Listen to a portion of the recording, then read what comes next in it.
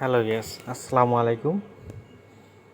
আমাদের হোয়াটসঅ্যাপে কেউ যদি কোনো ফটো, ভিডিও বা ডকুমেন্টস যদি সেন্ড করে, তাহলে সেটা অটোমেটিক সেভ হয়ে গ্যালারিতে চলে যায়। এই অটোমেটিক সেভ আমরা কীভাবে বন্ধ করব, চলুন দেখা যাক।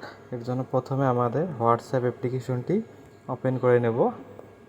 এরপর ডান দিকে যে থ্রি ডট চিহ্ন দেখতে পাচ্ছেন, এখানে ক্লিক করব। এরপর আমরা সেটিংসে ক্লিক করব। ক্লিক করার পর নিচের দিকে দেখেন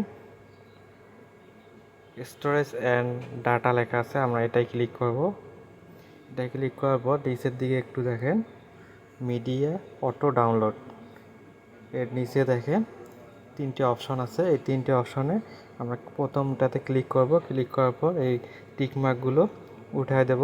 এরপর আমরা ওকেতে ক্লিক করব এবং দ্বিতীয়টাতে আবার সবগুলো টিকমার্ক উঠায় দেব। এরপর আমরা ওকে ক্লিক করব।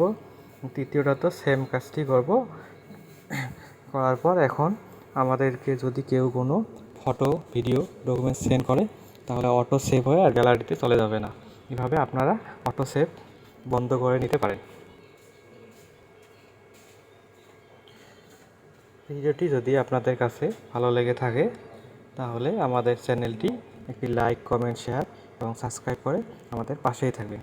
এবং আপনারা এখান থেকে চাইলে মিডিয়া আপলোড কোয়ালিটি এবং অটো ডাউনলোড কোয়ালিটি এগুলো ক্লিক করে হাই করে দেবে।